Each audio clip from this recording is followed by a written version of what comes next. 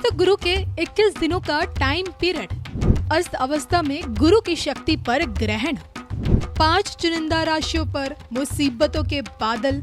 संकट में किन की दौलत शोहरत। उदित गुरु से पहले की परेशानियां देखिए सिर्फ और सिर्फ धर्म ज्ञान पर।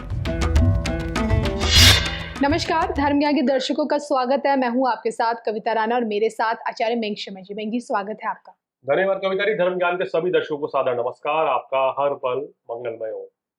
देवगुरु बृहस्पति जो कि 12 जून से मिथुन राशि में अस्त हो चुके हैं और 9 जुलाई तक अस्त रहेंगे, उसके बाद उदय हो जाएंगे 9 जुलाई के प्रातः काल में। और ऐसे में देखिए, इतने दिनों तक जो देवगुरु बृहस्पति अस्त रहेंगे, उनकी इसी अस्त अवस्था में जिस प्रकार से उनकी पावर में कमी आएगी, उनकी शक्तियों में कमी आएगी, इसका किस तरह का परिणाम, एक नकारात्मक परिणाम किन राशियों को, चुनिंदा 4 राशियों को झेलना पड़ सकता है और गुरु के अस्त रहने से किस तरह की परेशानियां आपकी बढ़ सकती है आपकी पर्सनल और प्रोफेशनल लाइफ में, और यहाँ तक कि गुरु की अस्त अवस्था आपकी फाइनेंशियल लाइफ को भी एक ड्रास्टिकली किस तरह से इस पे इम्पैक्ट डालेगी, इसी पर आधारित आज का हमारे ये वीडियो है। सबसे पहले हम मैंग जी से ये समझने की कोशिश करेंगे कि देवगुरु बृहस्पति के अस्त हो जाने से इसका मतलब क्या होता है और इसके क्या परिणाम देखने को मिलते हैं। देखिए, जब जब कहते हैं ना तारा ढूंढना, गुरु और शुक्र अस्त हुए नहीं कि शुभ कार्य सारे वर्जित हो जाते हैं।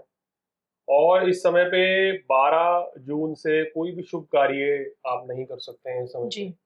और जब ये गुरु उदय हो रहे हैं उस समय फिर चतुर्मास शुरू हो जाएगा। तो एक तरीके से कह सकते हैं कि शुभ कार्यों के लिए अभी ये समय वर्जित हो गया है। जी।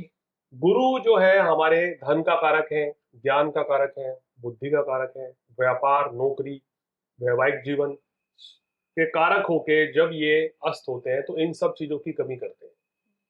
अब वैसे तो 12 लगन के लिए जिन भाव के कारक हैं उन चीजों की कमी करेंगे, लेकिन 5 ऐसी राशियां हैं जिनको ज्यादा परेशानी रहेगी। इन 5 राशियों को इस समय पे अस्त गुरु के चलते कुछ ज्यादा दिक्कतें देखने को मिलेंगी। हम ये नहीं कह रहे कि उनके काम बिल्कुल ही जीरो हो रहे हैं। अस्त गुरु का मतलब यह है कि कोई भी ग्रह जब अस्त होता है तो उनकी पावर कमजोर पड़ना। कोई व्यक्ति बीमार पड़ जाता है तो इसका मतलब ये नहीं कि वो कोई काम नहीं कर सकता, लेकिन उसके काम करने की क्षमता जो है ना वो 4 गुनी कम हो जाती है। ये समझिए आप। अब आपने कितनी बार देखा होगा कि हमारा स्वास्थ्य ठीक नहीं रहता है तो हमें ऑफिस से छुट्टी लेनी पड़ती है, जी। घर पे रेस्ट करते हैं और कोई भी काम जो है जल्दी नहीं कर पाते हैं, या आज का काम 2 दिन बाद टलता है।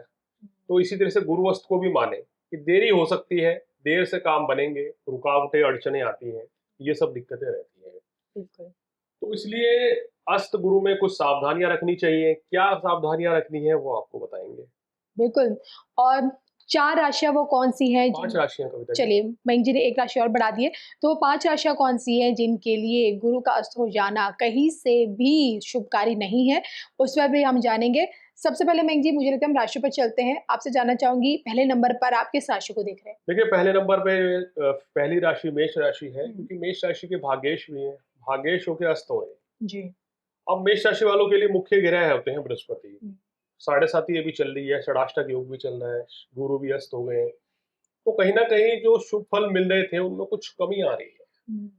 तो यहाँ पर गुरु क्या करेंगे, भाग्य को एक तरीके से रोक देंगे कि भाग्य आपका रुक रुक के साथ देगा हर काम में। किस्मत कहीं ना कहीं पलटी क्योंकि मारेगी। किस्मत कनेक्शन बहुत बड़ी चीज है बिल्कुल। आपके काम बनवाने में। अब किस्मत रुक गई, आपका काम डिले हो जाएगा।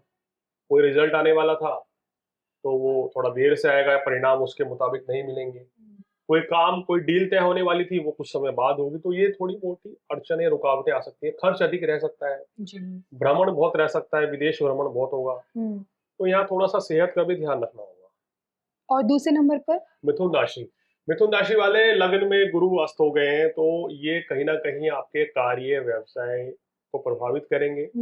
इस समय क्या रहेगा, आपके कामों में अड़चने आ सकती है। जी। काम की अधिकता बहुत रहेगी। कोई प्रोजेक्ट आपसे मिस हो सकता है। लापरवाही से बचें इस समय, ये चीज ध्यान रखें। और घर परिवार में मनमुटाव से आपको बचना होगा। बिल्कुल। और मैंग जी, आपने मेष के बारे में बताया, मिथुन को आपने इस कड़ी में जोड़ा, और तीसरे नंबर पर आप किस राशि को देखिए, देखते हैं? तीसरे नंबर पर आती है कन्या राशि। कन्या राशि वालों के लिए अगर देखें तो आपके बृहस्पति चतुर्थ भाव के कारक हैं, सुखों के कारक हैं और उसके बाद आपके सप्तम भाव व्यापार के, नौकरी के कारक है, जीवन साथी के कारक है। तो कन्या राशि वालों के लिए भी यहाँ देखेंगे कहीं ना कहीं इस समय व्यर्थ की भागदौड़ यात्राएं बहुत रहेंगी और काम धंधे के सिलसिले में आप बड़े बिजी रहेंगे, घर परिवार को समय नहीं दे पाएंगे, वैवाहिक जीवन में स्थितियां उतनी बेहतर नहीं रहेगी। अब जब समय दूसरे को नहीं देंगे तो कैसा वैवाहिक जीवन अच्छा रह सकता है, कहीं ना कहीं बिल्कुल। कुछ ना कुछ दूरियां आ सकती हैं ग्रह चाल के चलते। धन लाभ में कुछ कमी देखी जा सकती है, व्यापार मंदा चलेगा इस समय, रुक रुक के चलेगा, भाग्य भी रुक रुक के साथ देगा। चलिए इसी के साथ अगली राशि। धनु राशि जिसके स्वामी ही बृहस्पति है। अब बृहस्पति आपकी राशि के स्वामी होकर अस्त होंगे तो सेहत का ध्यान आपको रखना होगा धनु राशि वालों। यहाँ पर आपको अपनी माता जी का भी थोड़ा सेहत का ध्यान रखें। सुख साधनों में कमी रह सकती है। इस समय किसी नए कार्य की शुरुआत करना अच्छा नहीं है, कोई नया प्रोजेक्ट शुरू करना है तो वो भी नहीं करना है। बिल्कुल। गुप्त शत्रुओं से कोई बाधा पहुंचाने का प्रयास कर सकते हैं, आपको ढैया भी चल रही है, तो इसलिए कार्य क्षेत्र पे लापरवाही बिल्कुल ना करें। मैं जी अंतिम 5वीं राशि। अंतिम राशि है कविता जी मीन राशि, जिसको 7.5 चल रही है। तो मीन राशि वालों को सबसे ज्यादा प्रभावित करेंगे ये आपके सेहत को और काम कारोबार को। इन दोनों चीजों में कमी देखी जाएगी। अगर आप बीमार हैं तो आपकी रिकवरी बड़ी स्लो हो जाएगी, दवाइयां भी धीरे धीरे धीरे धीरे काम करेंगी। अगर कहता है ना कि एक पेशेंट 1 हफ्ते में ठीक होता है तो आप 1 महीने में ठीक होंगे, ऐसी परिस्थिति बनेगी। और कार्य क्षेत्र में पूरा समय नहीं दे पाएंगे, कभी छुट्टी देनी पड़ेगी, कभी आपके मन मुताबिक काम नहीं हो पाएगा, कभी काम में कोई लापरवाही, कोई गलती हो सकती है। तो इस चीज से मीन राशि वालों को बचना होगा। आपके शत्रु जो इस समय, कहना चाहिए हमारा जब समय कमजोर होता है ना कभी कभी, तो हमारे जो विरोधी होते हैं वो इस समय हमें सबसे ज्यादा नुकसान पहुंचा सकते हैं, आपकी छवि खराब कर सकते हैं। तो इस चीज का आपको ध्यान रखना है। कोशिश करें कि आपकी तरफ से कोई गलती लापरवाही ना हो, अन्यथा तो आप अपने आप में परेशानी में पा सकते हैं। लगन में शनि है तो यहाँ वैचारिक मतभेद, क्रोध की अधिकता और घमंड से बचना होगा। बिल्कुल।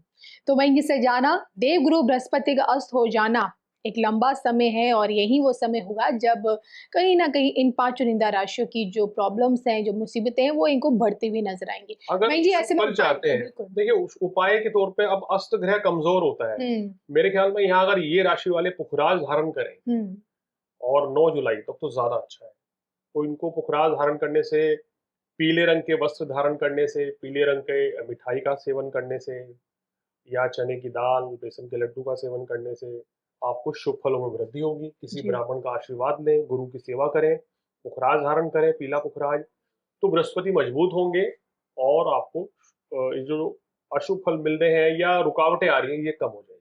बिल्कुल। और इसी के साथ मुझे मयंक जी को दोनों को अनुमति दीजिए। नमस्कार।